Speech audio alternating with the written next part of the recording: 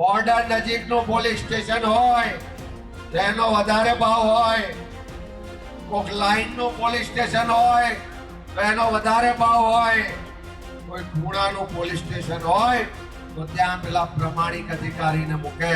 જેટલું ઉઘરાણું કરીને લાવીએ છે એના 10% જ અમારા ભાગે આવે છે, 90% તો અમારે ગાંધીનગર મોકલવા પડે છે. આવનારા સમયમાં સરકારને એના મળતિયાઓ નહીં સુધરે તો ગુજરાતમાં નેપાળ વાળી થતા પણ વાર નહીં લાગે. આ યાત્રાની શરૂઆતનો હજુ તો 9મો દિવસ છે. વાઇબ્રન્ટ થઈ ગયું છે ને ગુજરાત. 9મા દાડામાં તો સરકાર હાલે છે. હજુ તો 60 દિવસની યાત્રા ગુજરાતમાં ફરવાની છે.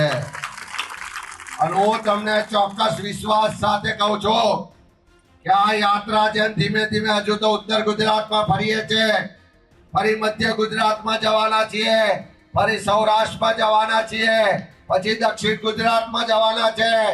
જેમ જેમ આ યાત્રા આગળ વધશે અને આ ગુજરાતના લોકોના પ્રશ્નોનું સમાધાન આ ગાંધીનગરમાં બેઠેલી સરકાર જો નહીં કરે તો ગુજરાતના યુવાનોનો આક્રોશ છે, ગુજરાતના ખેડૂતોનો આક્રોશ છે, ગુજરાતની મહિલાઓનો આક્રોશ છે, ગુજરાતના બધા જ વર્ગ વિસ્તારના લોકોનો આક્રોશ છે. આવનારા સમયમાં સરકારને એના મળતિયાઓ નહીં સુધરે તો ગુજરાતમાં નેપાળ વાળી થતા પણ વાર નહીં લાગે. આ નેપાળ વાળી કેમ થઈ? મને એક પોલીસ વાળાએ ફોન કર્યો કે સાહેબ તમે પોલીસને ભાંડો છો પણ તમને ખબર છે ખરી? મેં કીધું શું થયું? કારણ કે પોલીસ સ્ટેશનનું પોસ્ટિંગ લેવું હોય તો પોલીસ સ્ટેશનના ભાવ બોલાય છે. બોર્ડર નજીકનું પોલીસ સ્ટેશન હોય તેનો વધારે ભાવ હોય, કોઈક લાઈનનું પોલીસ સ્ટેશન હોય તો એનો વધારે ભાવ હોય, કોઈ ખૂણાનું પોલીસ સ્ટેશન હોય તો ત્યાં પેલા પ્રમાણિક અધિકારીને મૂકે.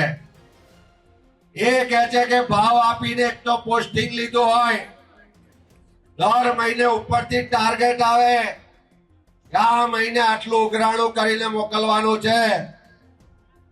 એ કહે છે અમે બધા જોડથી હપ્તો ઉઘરાઈ લઈએ, પણ તમને ખબર છે કે જેટલું ઉઘરાણું કરીને લાવીએ છે એના 10% જ અમારા ભાગે આવે છે, 90% તો અમારે ગાંધીનગર મોકલવા પડે છે. આ પોલીસ વાળાનો પણ આક્રોશ હતો એટલે જ મેં આ જન આક્રોશ રેલીમાં એમની વાત